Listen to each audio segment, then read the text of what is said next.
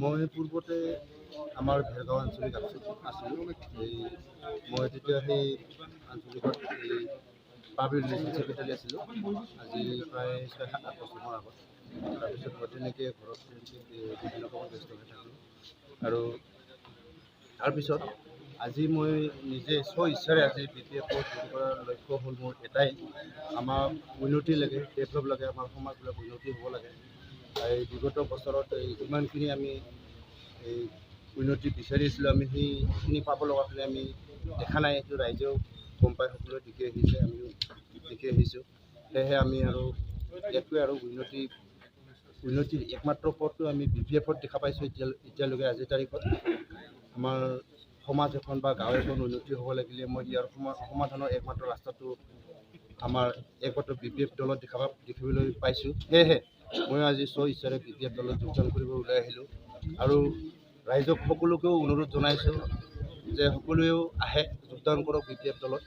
আমাৰ এই ৰাইজৰ বা গাঁৱৰ সকলো এই উন্নতিৰ স্বাৰ্থত মই এইখিনিকে কৈ মোৰ বক্তব্যৰ পৰা মই BJP কৰি আছোঁ।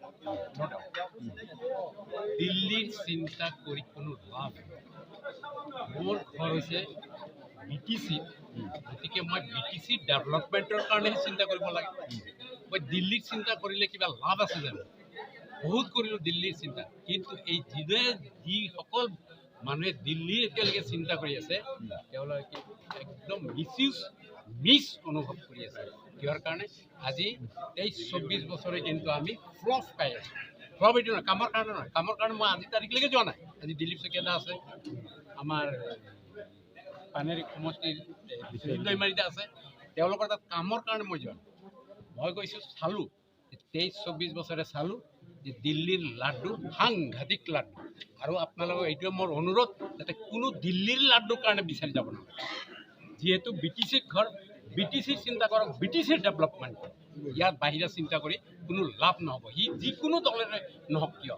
আজি CM ছাৰৰ হেৰিটো চাওক, আজি আমাৰ হাগ্ৰামা মহিলাৰী কিমান টোপ মাৰি আছে, কিন্তু ভেকু ভাওনা এইবিলাক কমপ্লিটলি ভেকু ভাওনা। এইটো নেক্সটত সিহঁতে কি কৰিব, উল্টি যাব। গতিকে দিল্লীৰ হেৰিটো চিন্তা কৰি একো লাভ নাই। দায়িত্বত কি আছিল? দায়িত্ব মোৰ যুৱ মৰ্চাৰ আছিলোঁ, এতিয়া মই বুটত আছোঁ। কাৰণ যুৱ মৰ্চাৰ ডিষ্ট্ৰিক্ট হেৰিত আছিলোঁ, ওদালগুৰি ডিষ্ট্ৰিক্টত। কিয় এৰি দিলোঁ? মই চব শিকিলোঁতো, শিকাৰ পিছত মই বাধ্য এৰি দি মই সাধাৰণ এটা মেম্বাৰশ্বিপত আছোঁ এতিয়া বৰ্তমান। কাৰণ থাকিব লাগে, থাকিছোঁ।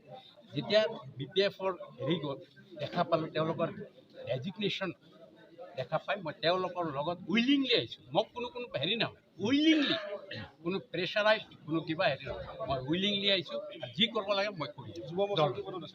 যুৱ মৰ্চাৰ ভাইচ প্ৰেচিডেণ্ট আছোঁ।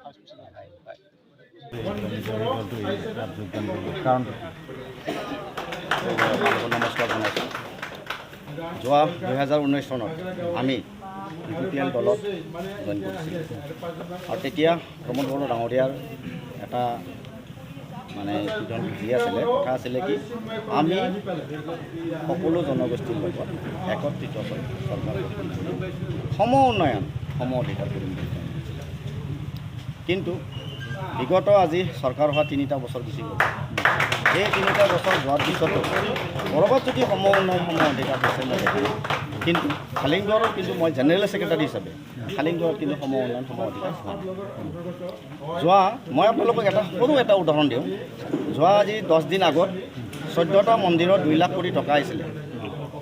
যেতিয়া 14টা মন্দিৰত 2 লাখ কোটি টকা আহিলে, তেতিয়া মই তেওঁলোকক ক'লোঁ যে আপোনালোকে 14টা মন্দিৰ গোটেইকেইটা বাথৌ মন্দিৰ, মই ক'লোঁ যে সম উন্নয়ন, সম অধিকাৰ হিচাপে 2টা শিৱ মন্দিৰ, 2টা নামঘৰ, 2টা কালী মন্দিৰ, এটা মছজিদ, 7টা দিয়ক, 7টা আপোনালোকৰ মন্দিৰ দিয়ক, বাথৌ মন্দিৰ। কিন্তু তেওঁলোকে কি কৰিলে, সেইটো নকৰি 14টা একচেটিয়াভাৱে তেওঁলোকে কি কৰিলে, দমন নীতি, একনায়কত্ববাদ কৰি তেওঁলোকে নিজা কৰি সেইটা কৰিব।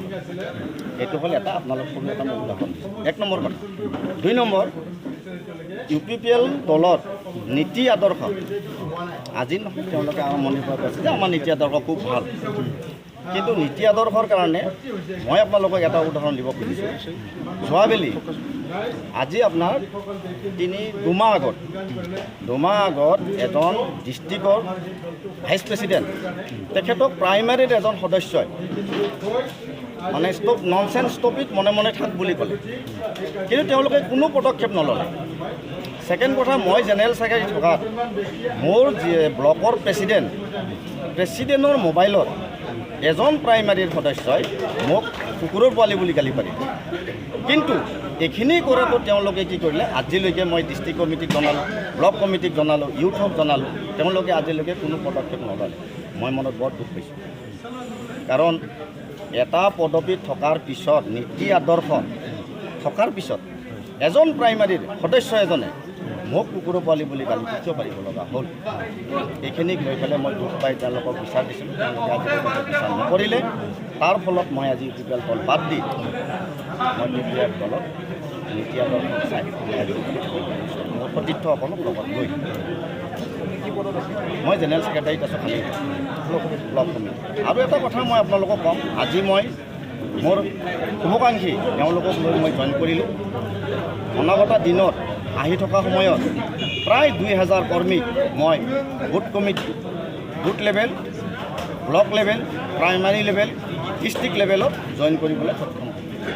আৰু সকলোকে লগত লৈ জইন কৰাই সুস্থ এখন চৰকাৰ হোৱাৰ কাৰণে মই বিপিএফ দলত কামনা কৰিলোঁ। আৰু মই যাতে নিষ্ঠাৱান কৰ্মী হিচাপে ভৱিষ্যতে বিপিএফ দলত কাম কৰি যাম বুলি মই আজি